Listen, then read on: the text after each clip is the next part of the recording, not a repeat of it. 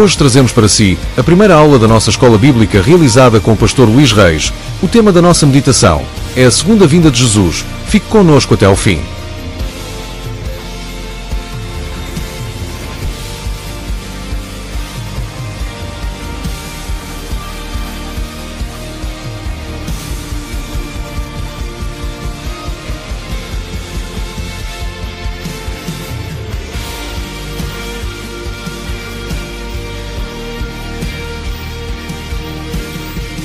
Cumprimentos, irmãos, com a paz do Senhor.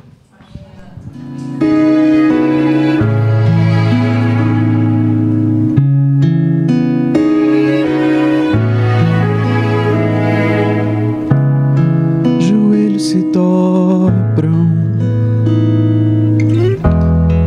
e o coração descansa. A alma prende e se prende a Deus, sua esperança, e eu confio em Ti, espero em Ti, dia após dia, até que venha sobre minha vida o Teu socorro. Nunca mais viver ao vento, nunca mais me falte o tempo para Te buscar e Te encontrar. Não importa o que aconteça, nunca mais eu me esqueça de Te encontrar pra conversar.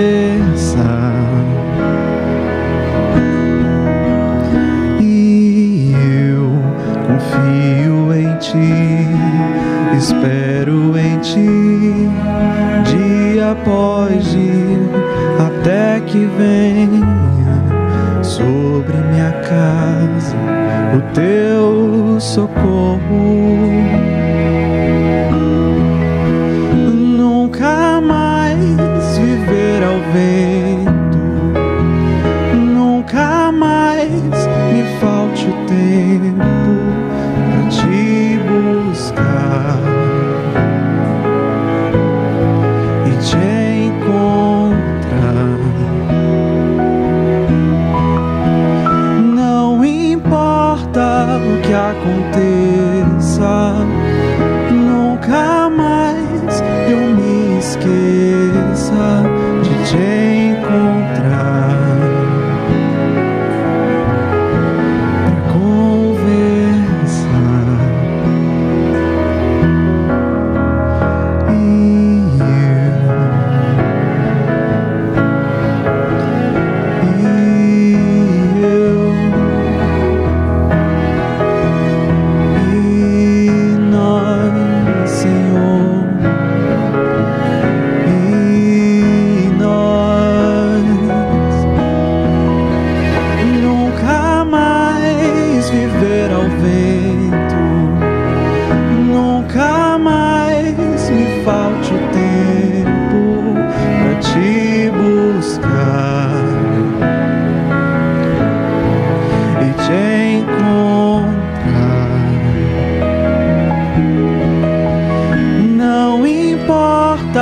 Que aconteça, nunca mais eu me esqueça de Te encontrar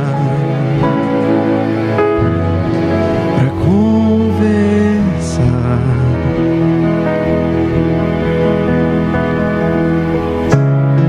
Joelhos se dobram e o coração descansa. Amém. Nova vida, uma nova forma de estar. E que o Senhor realmente possa vos dar sabedoria. As lutas não terminam, vêm lutas, vêm as provas, mas quando nós nos esforçamos e ultrapassamos mais uma luta, o Senhor vai nos dando graça, amém? Que a palavra do Senhor nos diz que não vem provação sobre as nossas vidas que nós não pudéssemos suportar, amém? Que vocês possam ser valentes e terão uma família por trás de vocês a orar para que vocês possam ultrapassar todas as dificuldades. E estamos cá por aquilo que, por algum problema que os irmãos possam vir a passar, possamos ser conselheiros uns dos outros, amigos, e que possamos estar juntos nessa batalha que o Senhor nos dá força para vencer, amém? Aleluia. Te amo, Deus, a tua graça nunca falha. Todos os dias eu estou em tuas mãos, desde quando me levanto até eu me deitar, eu cantarei da bondade de Deus, amém? Que seja assim, aleluia. Sejamos fiéis, Senhor. Te amo, Deus, tua graça nunca falha.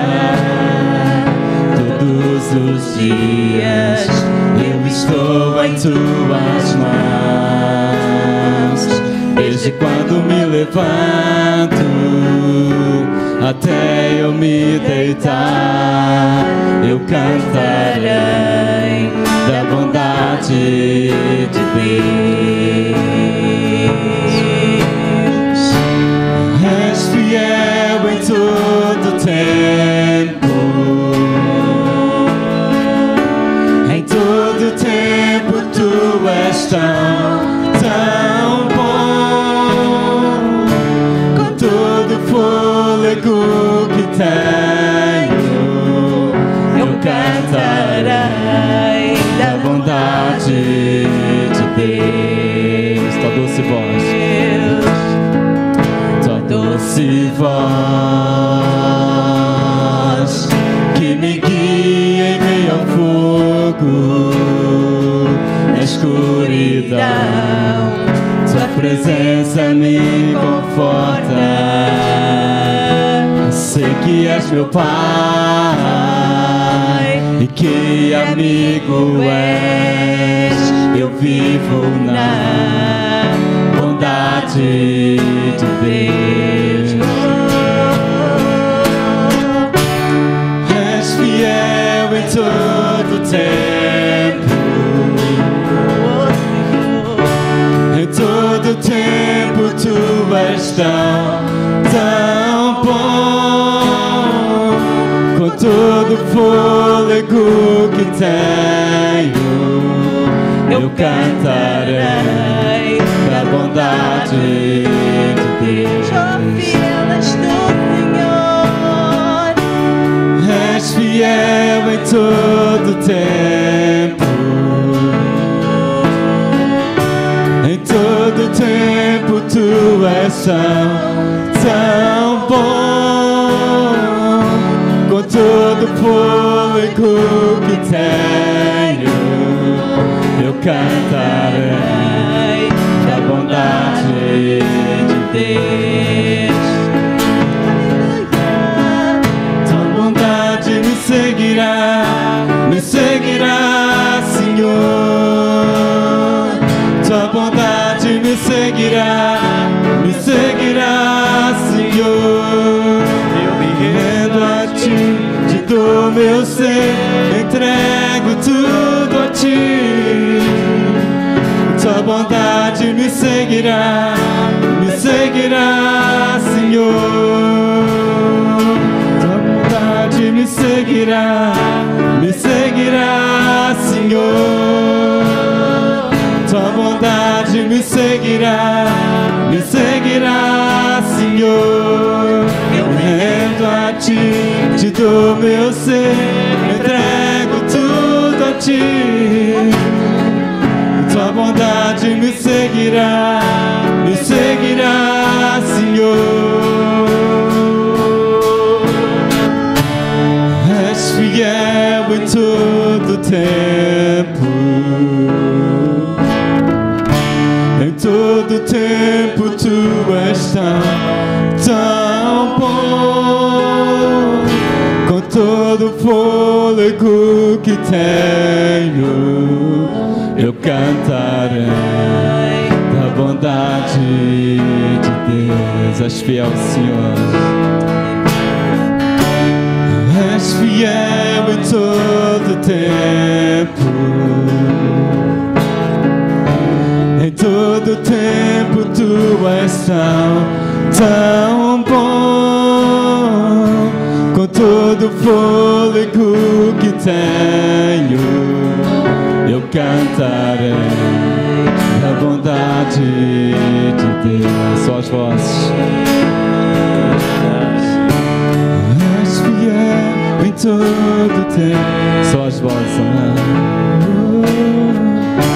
Em todo tempo tu és tão bom. Com todo o fôlego que tenho, eu cantarei da bondade de Deus. Eu cantarei da bondade de Deus. Eu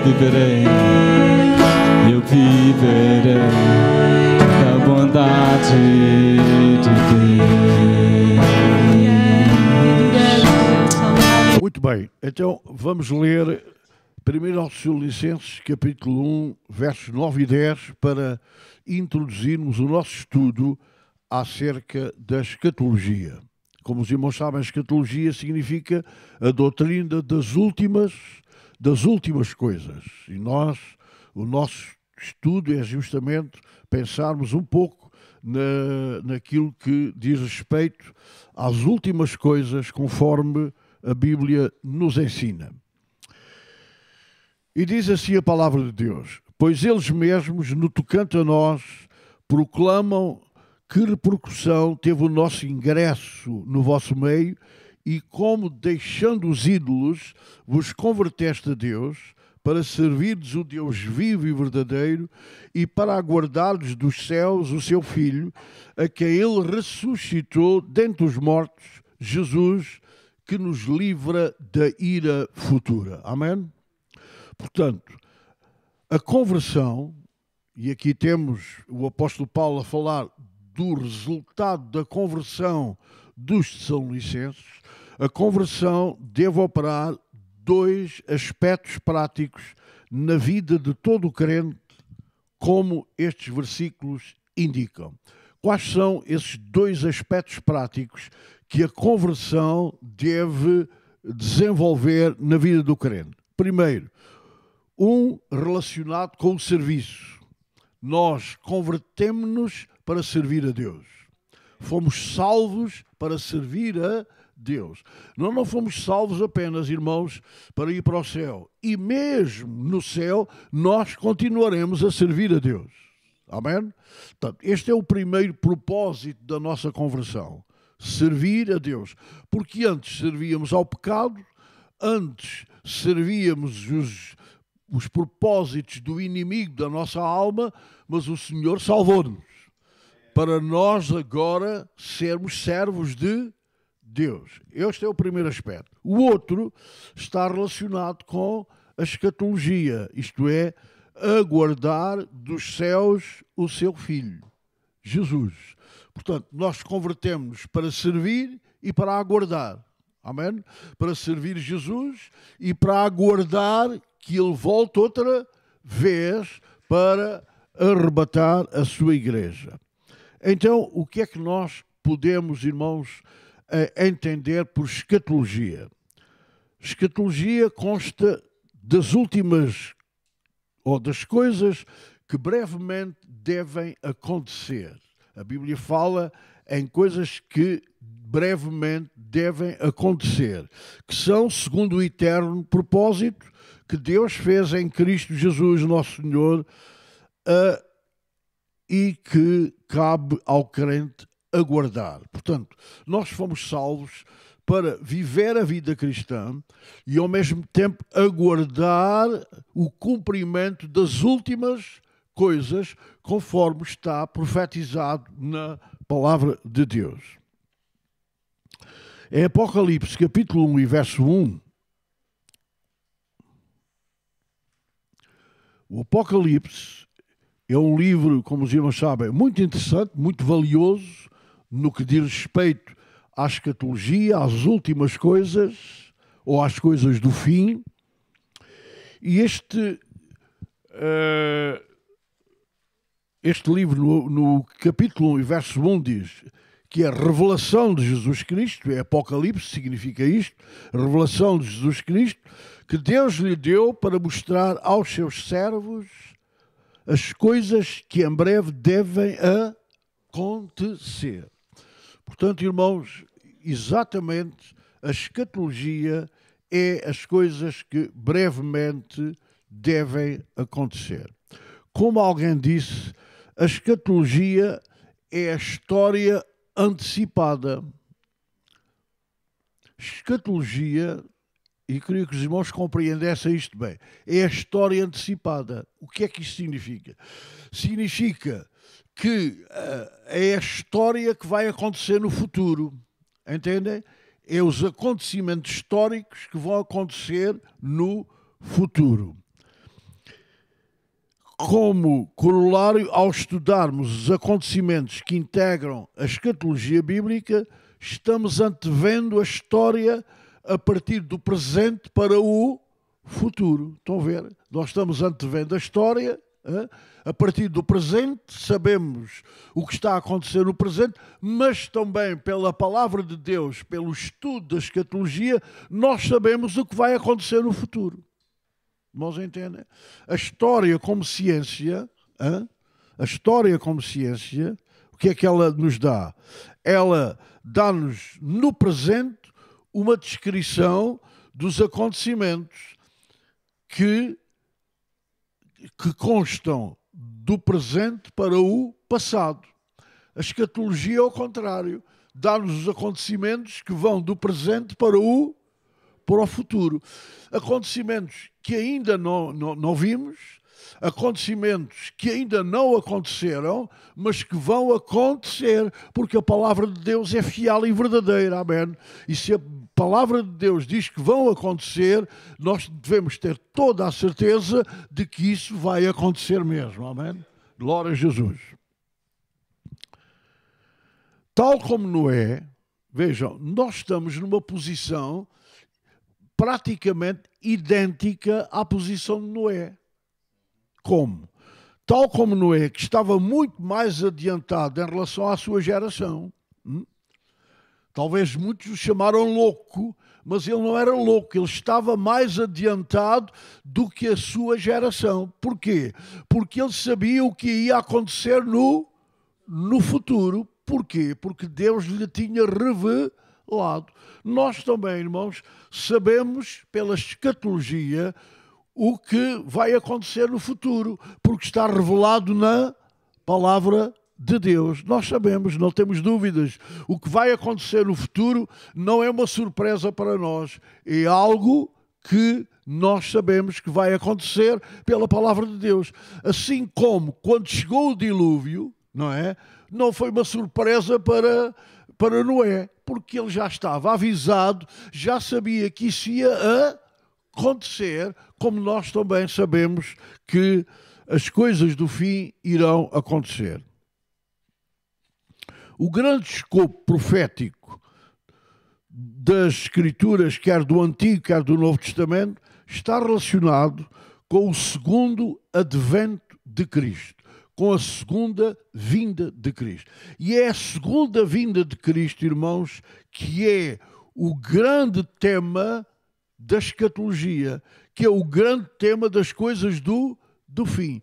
Todo o resto está relacionado com a vinda de Jesus e o seu reinado neste mundo, que é a bem-aventurada esperança da Igreja acerca do seu futuro glorioso. Os irmãos entendem? Portanto, tudo o que diz respeito ao tempo do fim está relacionado com a segunda vinda de Jesus e o seu reinado neste mundo, não é? Ele vai reinar neste mundo. Isso constitui o quê? A nossa bem-aventurada esperança. Tito, capítulo 2 e verso 13. Tito 2, 13. Jorge, um pouco mais. Tito 2,13, que diz assim: aguardando a bendita esperança e a manifestação da glória do nosso grande Deus e Salvador, Cristo Jesus. Amém? Portanto, tudo o que está relacionado com a nossa esperança tem a ver com a segunda vinda de Cristo e o seu reinado neste mundo. Embora nem todos os acontecimentos digam respeito à vinda de Jesus, contudo a Igreja está mais ou menos relacionada indiretamente com todos estes acontecimentos. Todos os acontecimentos do fim estão ou direta ou indiretamente relacionados com a Igreja. Por isso, os acontecimentos do fim fazem parte da bem-aventurada esperança da Igreja. É a bem-aventurada esperança da Igreja que diz respeito a isto. Todos os outros eventos, embora tenham a sua ordem cronológica própria, são acessórios necessários para a concretização desse glorioso evento, dos eventos, ou consequência do mesmo, que é a vinda de Cristo. Esta disposição cronológica das últimas coisas é baseada, e agora muita atenção para isto, irmãos, é baseada na perspectiva pré-tribulacionista. Os irmãos tomem nota, pré-tribulacionista e pré-milenária. O que implica numa interpretação gramática, histórica e literal das Escrituras. Quando se faz uma interpretação gramática, histórica e literal, não alegórica, mas literal das Escrituras, então nós temos que perceber que as últimas coisas são baseadas numa perspectiva pré-tribulacionista. O que é que significa pré-tribulacionista? Significa, meus irmãos, que a Igreja será arrebatada antes da grande tribulação. Ou, por outras palavras, a Igreja não passará pela grande tribulação. E é isso que nós vamos provar no nosso estudo também. E pré-milenista significa que a segunda vinda de Jesus com a Igreja é antes do milénio, ou é a vinda de Jesus com a sua Igreja glorificada que vai dar início ao milénio. Então, vamos lá recapitular. O nosso estudo é na base da perspectiva que é pré-milenista e pré-tribulacionista. Estamos a entender? A escatologia é o estudo das últimas coisas e compreende o quê? Compreende a escatologia pessoal. A Bíblia ensina escatologia pessoal. O que é que significa isso?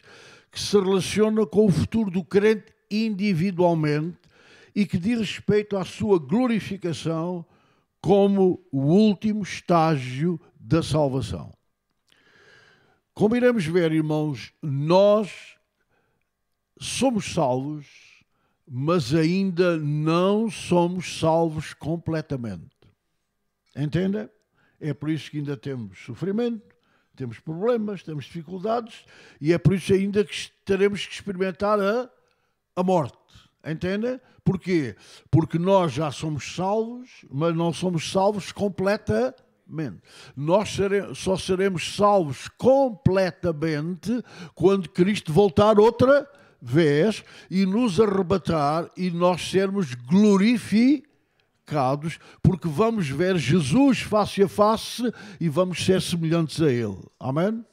Portanto, só aí é que a nossa salvação será completa. Muito bem. Por aí, isso diz respeito à escatologia pessoal, àquilo que nós iremos experimentar no futuro em relação à nossa salvação completa. Depois temos a escatologia eclesiástica, ou a escatologia da igreja, que se relaciona com o futuro da igreja no seu todo. O futuro da igreja no seu todo. Efésios capítulo 5, versos 25 a 27. E eu vejo os irmãos tomarem nota e fazem muito bem, que depois lá em casa os irmãos voltam a ver as coisas já com outra perspectiva, naturalmente. E o que é que diz Efésios 5, 25 a 27? Que Cristo está para apresentar a si mesmo a igreja gloriosa, sem mácula, nem ruga, nem coisa semelhante, porém santa e sem defeito. Ora, isto, meus irmãos, diz respeito ao futuro da igreja. Porquê? Porque diz que é a igreja sem mácula, sem ruga, nem coisa semelhante, porém santa e sem defeito. Nós sabemos que a igreja, enquanto estiver no mundo, não é uma igreja perfeita. Não há igreja perfeita. Mas a igreja está-se a preparar para se tornar uma igreja perfeita. Quando? Quando Jesus voltar outra vez para arrebatar a sua igreja. Então aí a igreja será perfeita, porque também os crentes atingirão a perfeição. Compreendem? E depois temos a escatologia cósmica, que se relaciona com o futuro da Terra e o futuro do universo. Esta Terra que agora nós povoamos, onde estamos, essa Terra vai ser transformada. O universo onde a Terra se insere, esse universo será transformado. Porquê? Porque nós aguardamos o quê? Lembram-se? Novos céus e nova terra. Nós teremos um novo cosmos também quando Jesus vier. Isso encontra-se em Romanos 8, 19 a 22.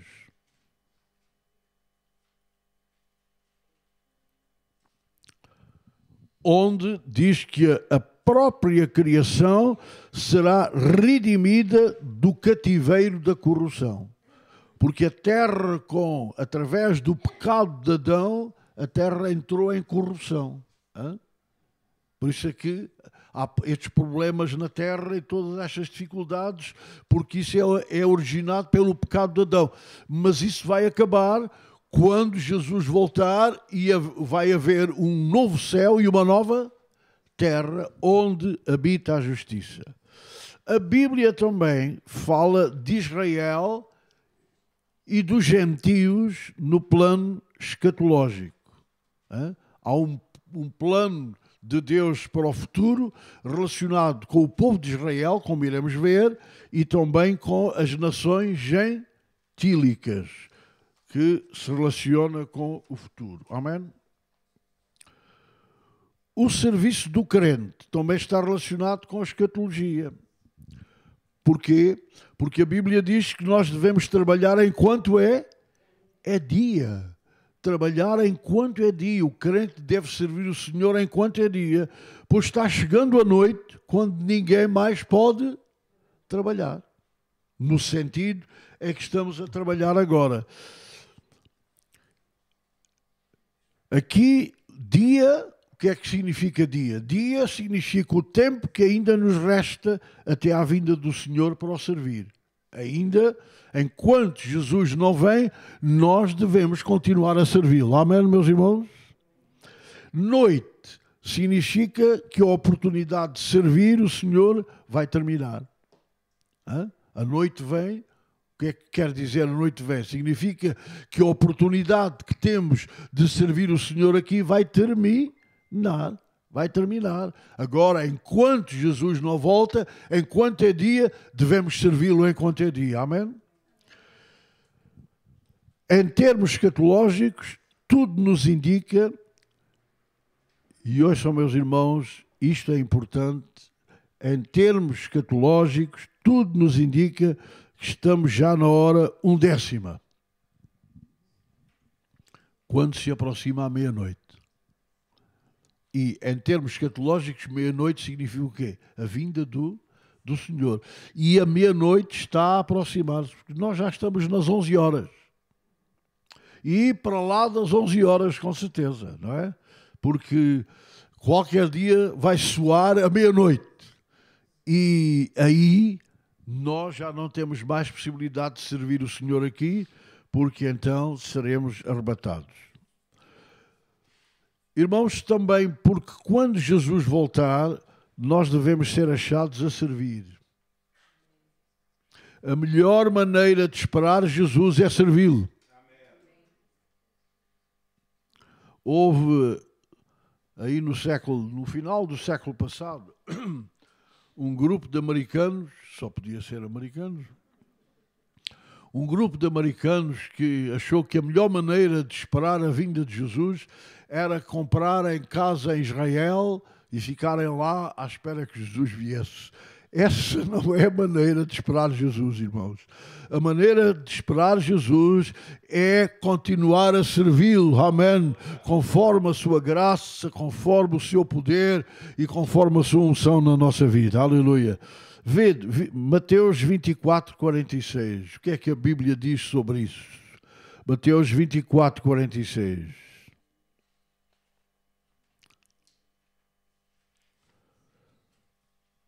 Bem-aventurado é aquele servo que o Senhor, quando vier, achar como? Achar, digam lá, achar, servindo. Irmãos, a melhor maneira de nós esperarmos Jesus é servi-lo. Aleluia, é continuar a servi-lo. E que bom, meus irmãos, que quando Jesus voltar, nos achar servindo. Não nos achar negligentes, não nos achar desviados, não nos achar arrefecidos, não nos achar indiferentes, mas nos achar servindo, com uma vida de serviço, uma vida consagrada e uma vida fiel ao Senhor. Amém? Não devemos esperar a vinda do Senhor em contemplação, mas em serviço, não parados, mas servindo o Senhor de todo o nosso coração. Posso ouvir um amém dos irmãos? Glória a Deus. E isto porquê? Porque nós fomos salvos para servir e para esperar. Servir e esperar. Ou melhor dizendo, esperar servindo. Irmãos, estão a ver? Nós fomos salvos para esperar a vinda de Jesus servindo. Porque a nossa salvação está entre a primeira vinda. Ele veio na primeira vinda para começar a salvação em nós. Ele virá a segunda vinda para completar a salvação. Para que a nossa salvação, que começou com a sua primeira vinda, fique completa na sua segunda vinda. E um outro aspecto ainda é porque o nosso serviço para Deus trará uma valiosa recompensa, meus irmãos. Eu quero dizer-vos que, à luz da palavra de Deus, vale a pena servir a Deus. Porque aqueles que servirem a Deus fielmente vão ter uma grande recompensa. Não apenas vamos ser salvos, mas também vamos ser recompensados pelo nosso serviço e pela nossa fidelidade. Apocalipse, capítulo 22 e verso 12.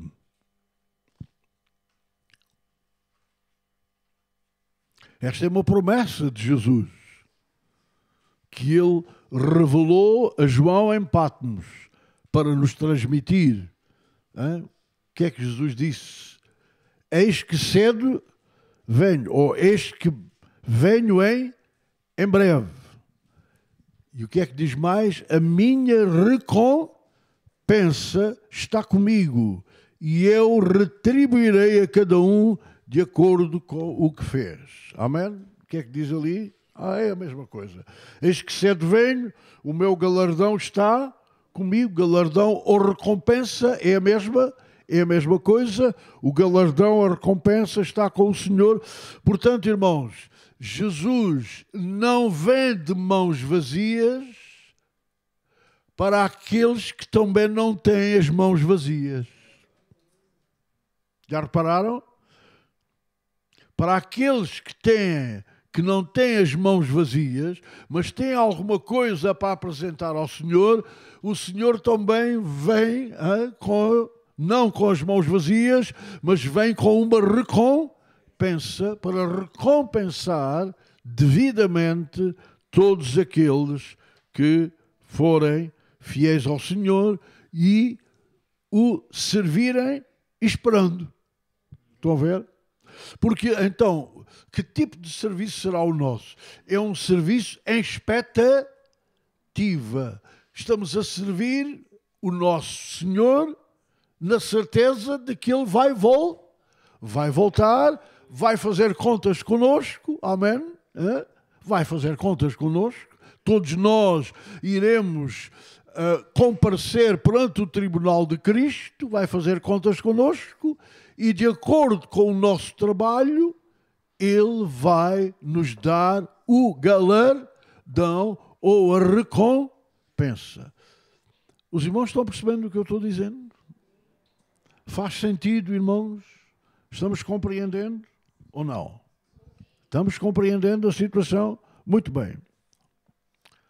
Então, vamos ver qual é a cronologia ou a sequência dos eventos do fim, ou, se quiserem, as últimas coisas, os eventos relacionados com as últimas coisas.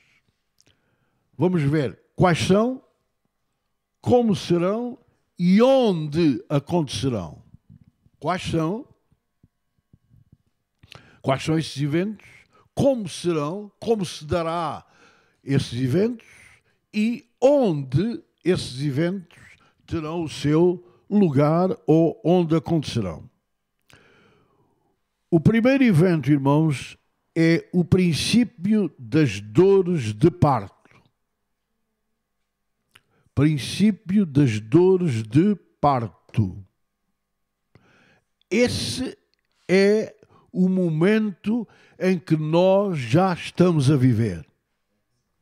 Escatologicamente falando, nós já estamos a viver no aquilo que a Bíblia chama o princípio das dores de parto.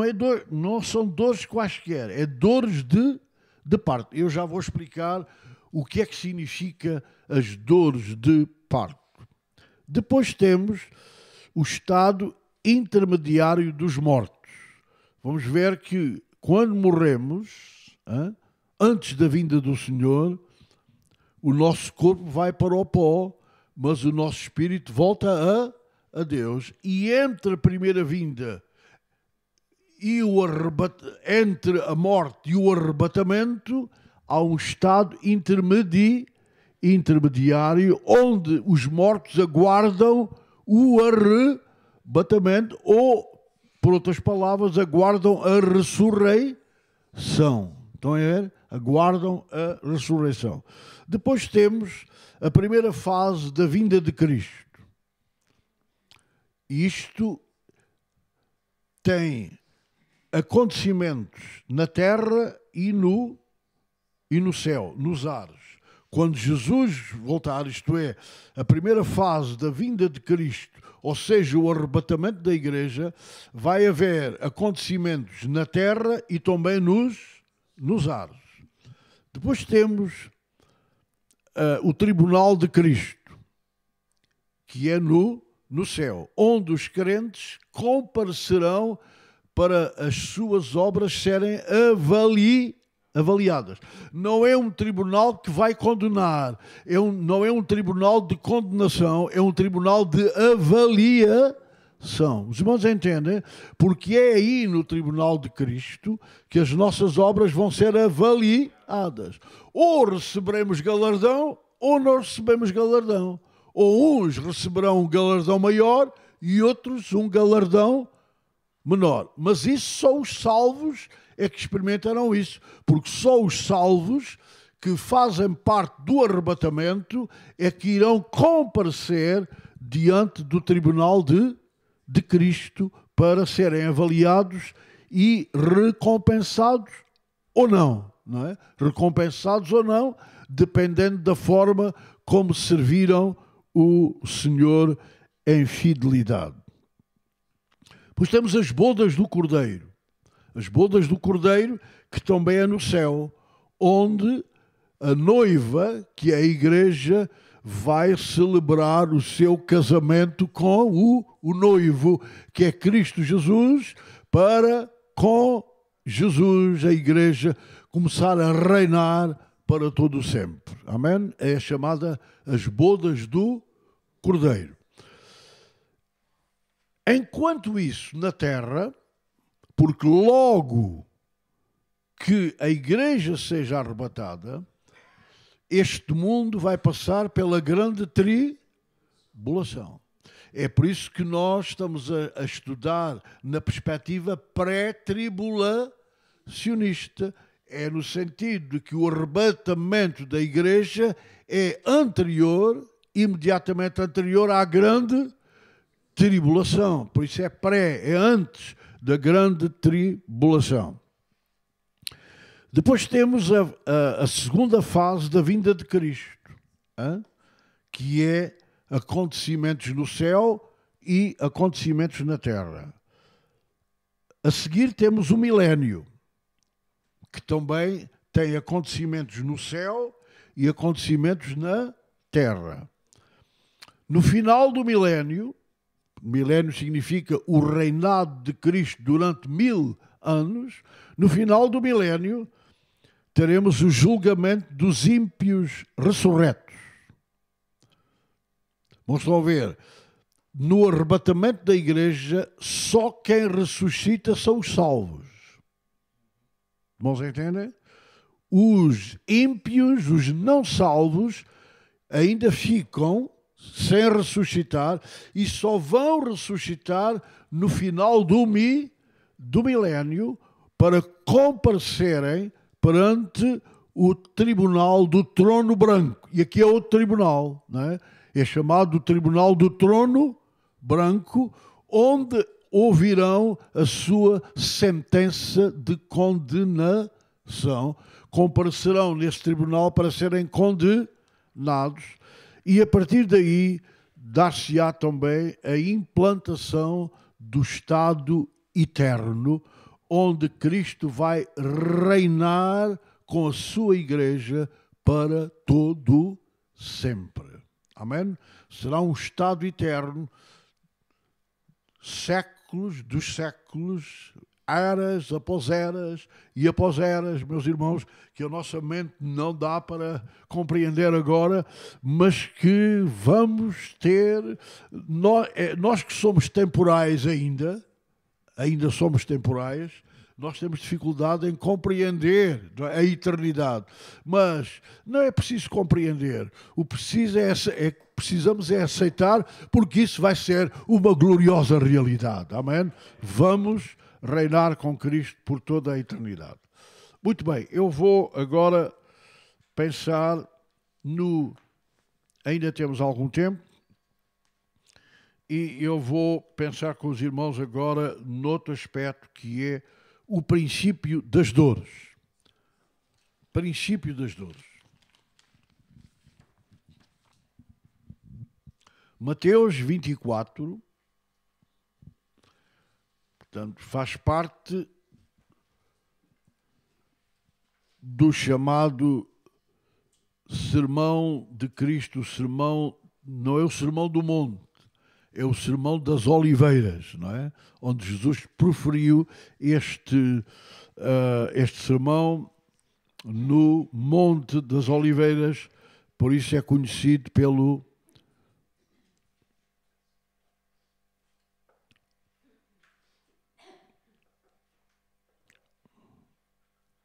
é o último sermão de Jesus relacionado com as últimas coisas. Nós não vamos ler, os irmãos tomam nota,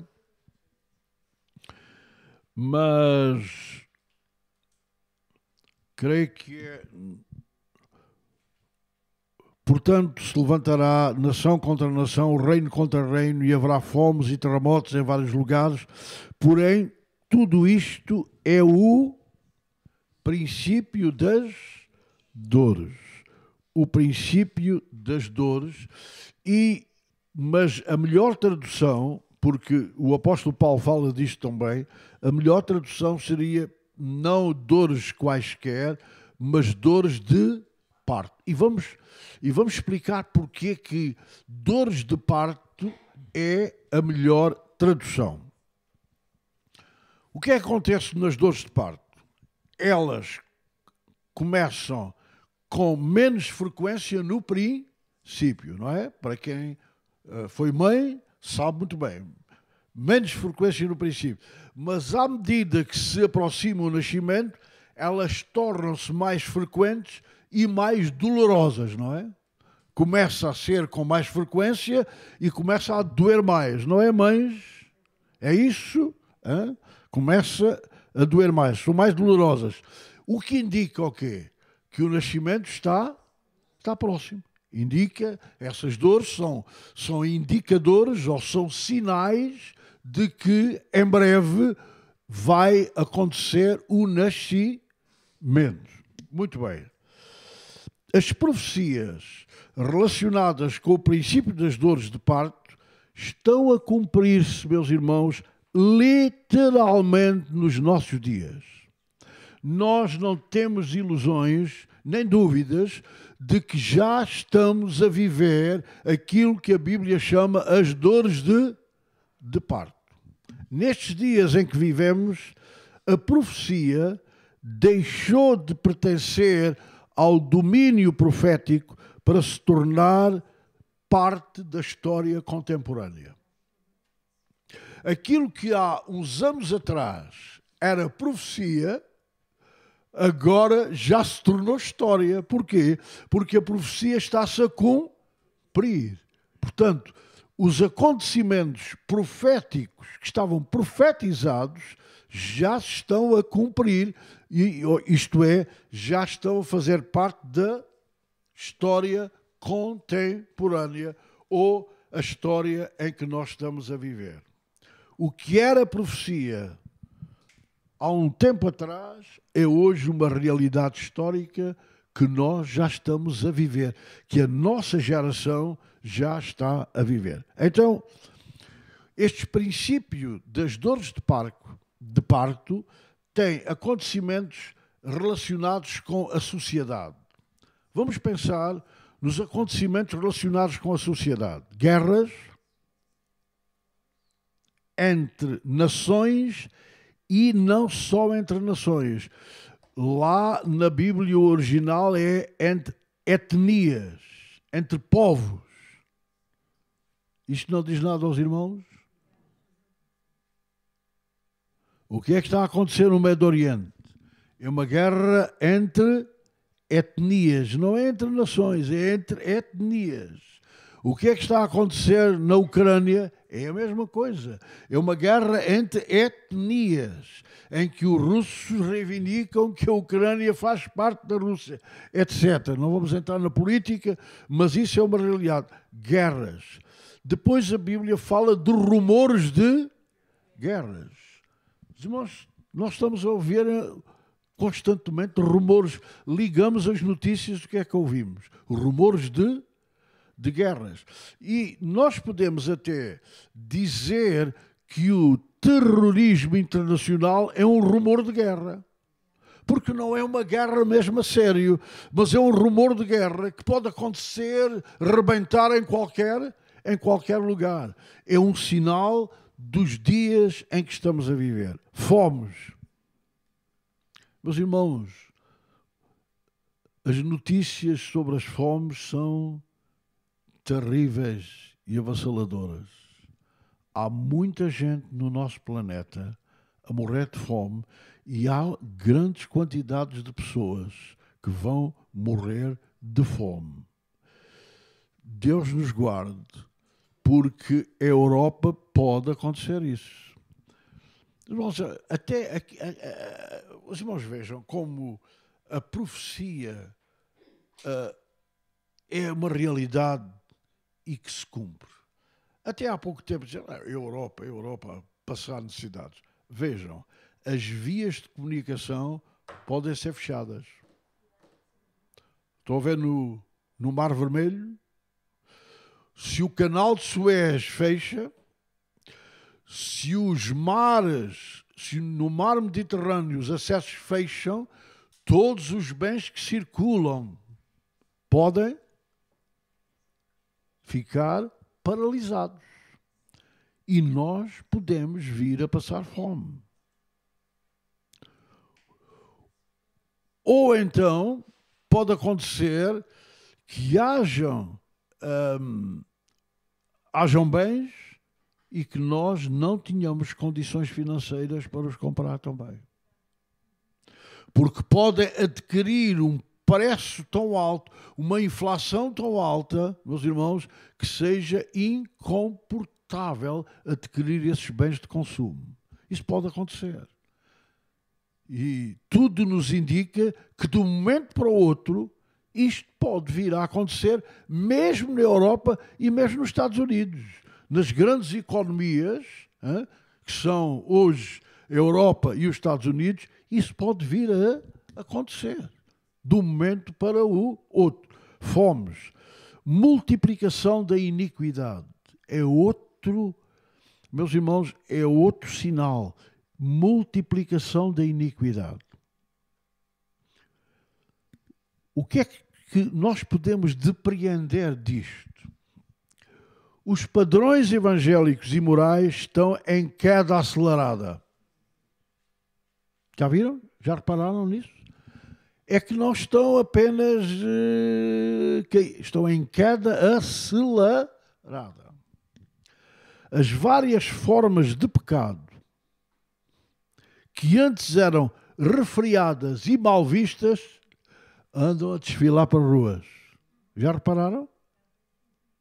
Sem pejo e sem qualquer tipo de vergonha. Parece que vergonha tem os evangélicos de se manifestar, mas essas pessoas não têm vergonha nenhuma de se manifestarem. Nós já nos manifestámos, irmãos. Houve um período em que nós nos manifestávamos. Nós parámos. Veja quem se está a manifestar.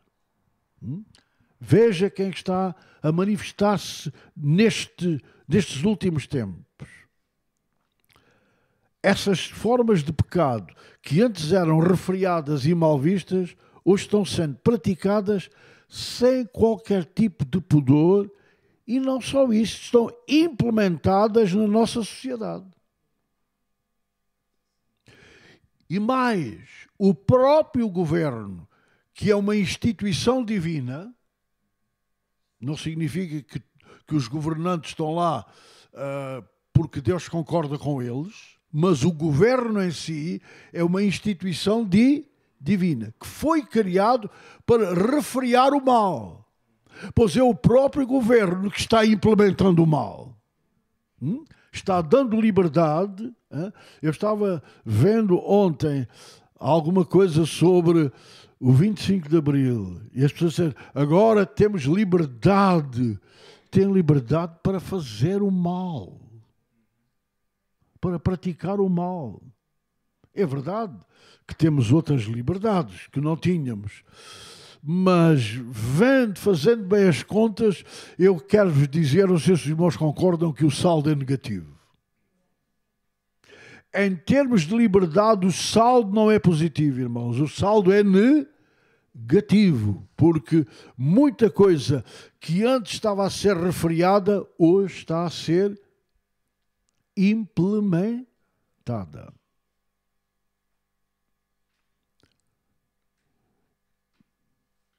Eu espero não ser preso, mas vou dizer, o homossexualismo, a pedofilia, o amor livre, o divórcio, está a ser implementado. É que não está a ser refriado. Está a ser o próprio governo. As instituições estão a implementar estas coisas. E é mal visto quem pensa ao contrário. Quem pensa ao contrário é que é mal visto. É que é mal interpretado. E depois dizem que é reacionário. E depois dizem que é discurso do ódio. Já viram? Inclusivamente, e isto vem para Portugal. Vem. Porque tudo o que é mal do outro lado vem para cá, irmãos. Há pastores na Suécia e nos Estados Unidos que estão indo para a prisão. Porque pregar a verdade, falar sobre a verdade, é que é interessante. Por exemplo, para os irmãos terem uma noção, o homossexualismo, nenhum pregador vai pregar contra os homossexuais, no sentido de deixar de amá-los, porque eles precisam do amor de Deus também, precisam ser salvos. Agora, dizer que o homossexual precisa ser salvo dá cadeia. Dá cadeia. E os irmãos esperem, qualquer dia está na Assembleia da República a ser aprovada uma lei que dá cadeia a quem disser que o homossexual precisa ser liberto e precisa ser salvo. Mas precisa mesmo. Como um ladrão precisa. Amém? Como uma prostituta precisa, etc, etc. Como qualquer pecador precisa, irmãos, porque não está em causa o pecado em si, está em causa que todo aquele que é pecador, seja qual for a forma de pecado, precisa ser salvo e liberto no nome e no poder de Jesus. Mas isso hoje está a causar grandes problemas.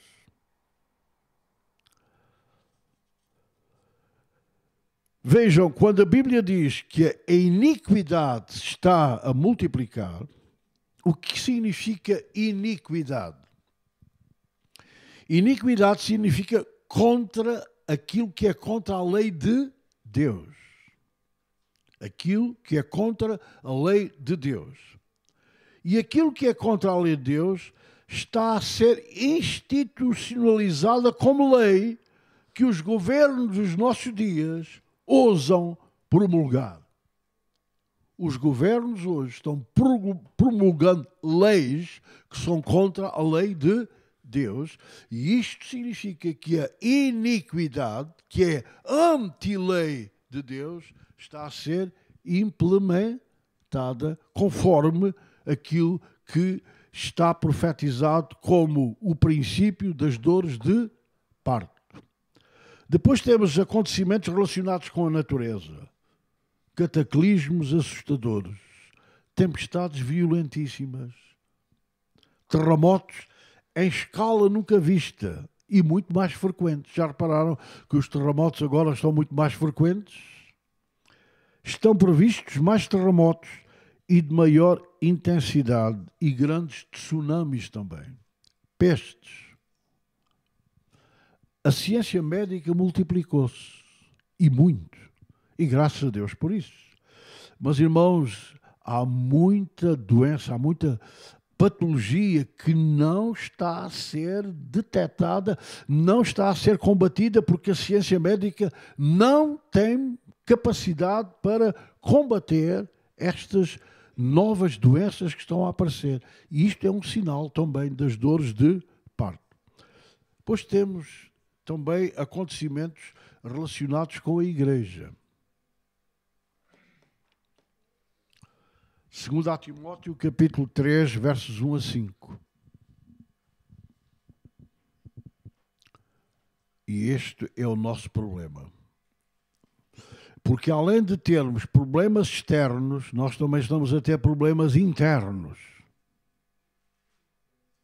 Além de termos sinais que dizem que estão fora do âmbito da igreja, também as dores de parto têm incidência na vida da igreja.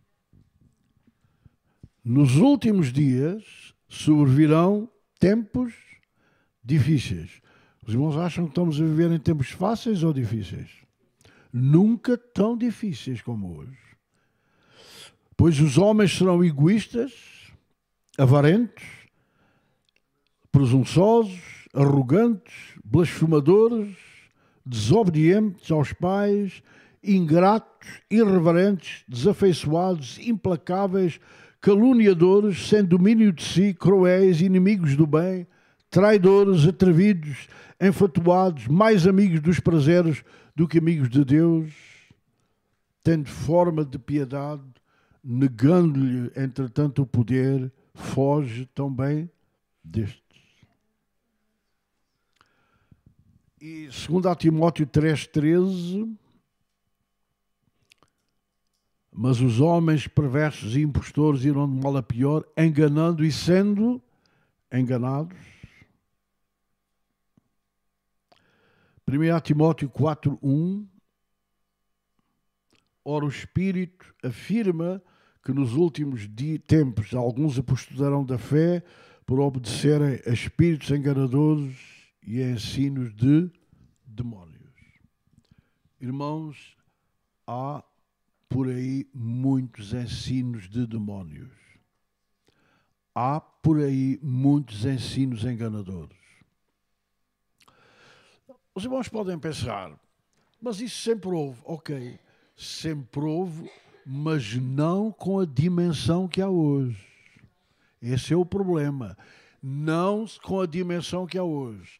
E há um meio que faz circular rapidamente e de uma forma avassaladora estas doutrinas erradas e diabólicas, que é a internet. A internet, irmãos, que veicula informação de tudo e todos, está a veicular doutrinas erradas que estão a causar confusão, mal-estar e até derrota na vida de certos crentes. Isto é um sinal também de que estamos a viver as dores de parto. Depois temos perseguição religiosa. Trata-se de má vontade contra a Igreja Cristã. Um dos grandes sinais disso é os Estados Unidos da América, irmãos. Um país que era pró-cristão. Hoje, há uma má vontade cada vez mais crescente contra a Igreja.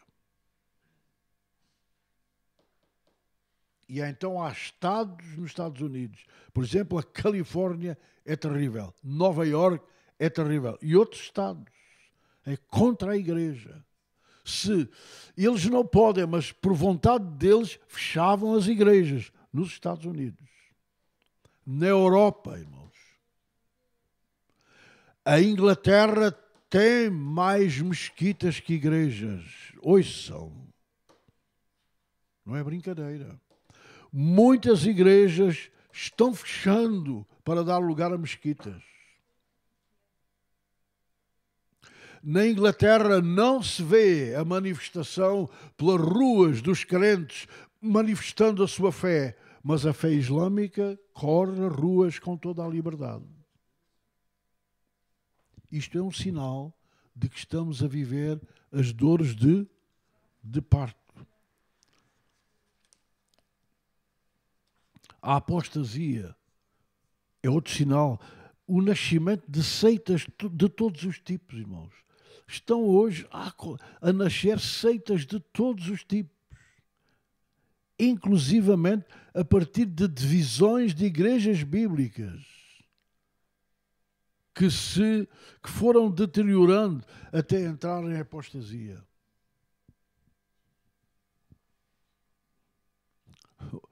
Ouçam, irmãos, há igrejas em Portugal que já acreditam que todos vão ser salvos, até o diabo.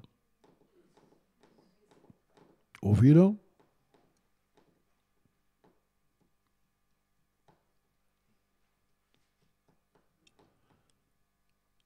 Porque Deus é amor, e porque Deus é amor, Deus não vai castigar ninguém. igrejas que já foram uma bênção, mas que hoje, através dos ensinos que recebem do púlpito,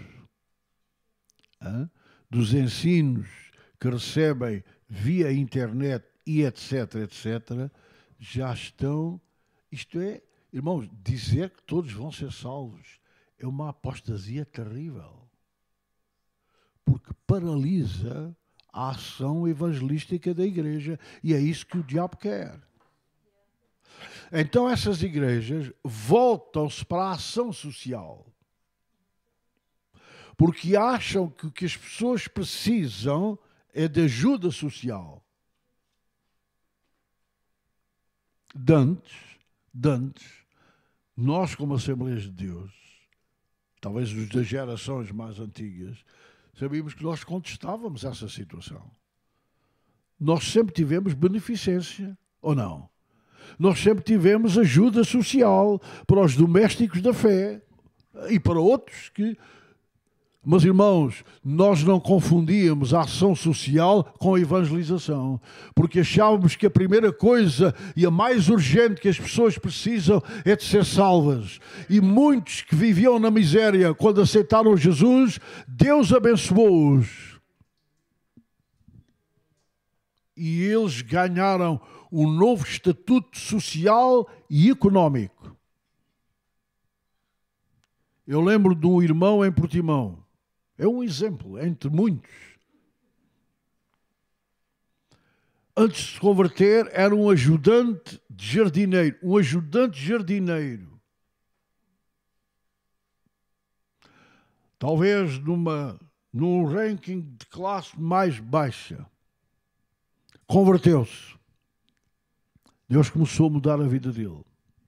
Sabe onde é que ele chegou?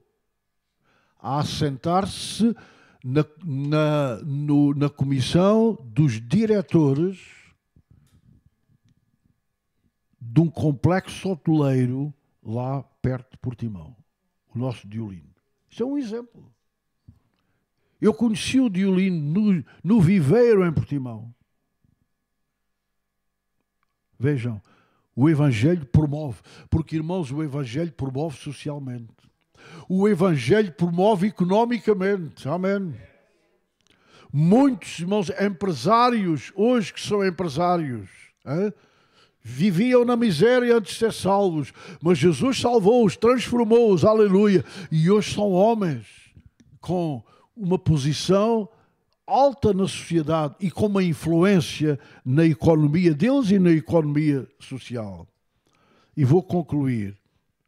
Mornidão espiritual.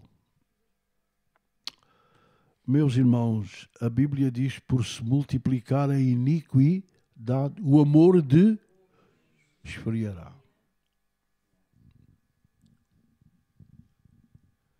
Os irmãos não notam que, de um modo geral, eu não estou falando em termos particulares, os irmãos não notam que, no modo geral, os evangélicos estão mais frios? Não? Então. Isto é um sinal. Porque a iniquidade, aquilo que está a acontecer à volta no mundo, irmãos, está a ter uma influência terrível na igreja. Ou nós acordamos, ou nós temos, com a graça e o poder de Deus, capacidade para resistir, irmãos, ou o nosso amor vai esfriar cada vez mais.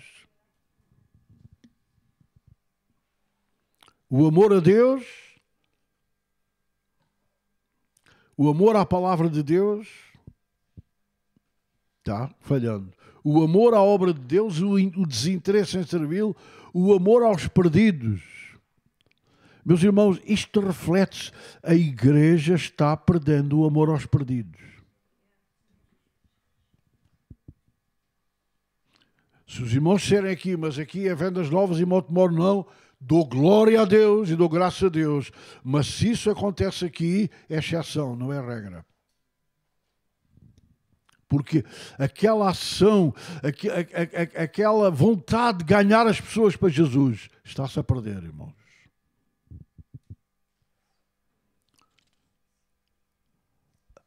Haverá um compromisso e uma maior tendência para as coisas do mundo.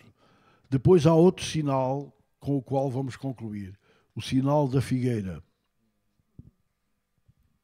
Mateus 24, 32 a 36. É um sinal muito importante no qual nós já estamos a viver. Que sinal é esse? É a restauração do Estado de Israel. Aqui, há uns tempos atrás, parece que Israel estava esquecido. Estava. Veja agora. Agora é todos os dias. Agora é todas as notícias. Desde manhã à noite. É ou não é?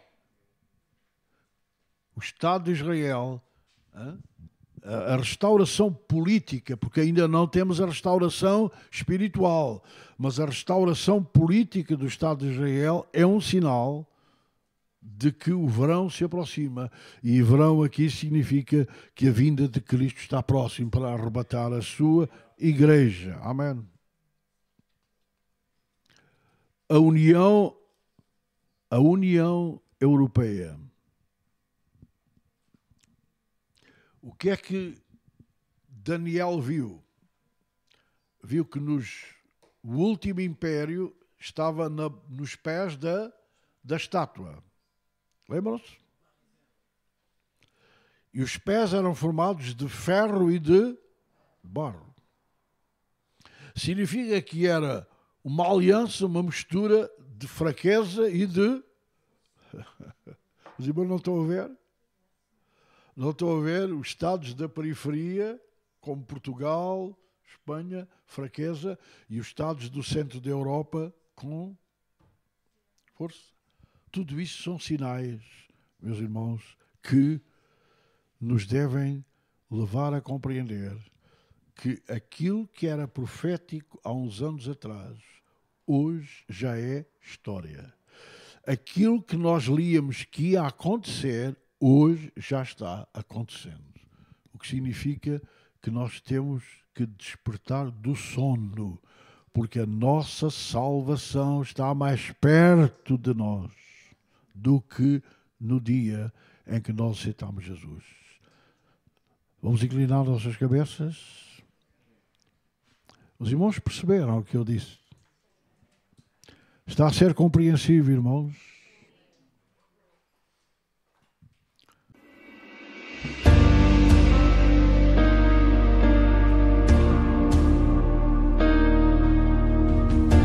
Venha nos visitar no nosso próximo culto. Nossas celebrações são em Montemor Novo, na Rua de Lisboa, número 70, às quartas-feiras pelas 21 horas e aos domingos às 10h30. Estamos também em Vendas Novas, na Rua Catarina Eufémia, número 1A, no bairro 7 de Setembro, às quintas-feiras pelas 20h30 e aos domingos pelas 17h30. Também pode nos visitar em Canha, na Rua Mário Salgueiro, número 10. O nosso telefone é o 919 100 019. 919 100 019. Contacte-nos para mais informações. Venha ouvir mais sobre o Evangelho de Jesus.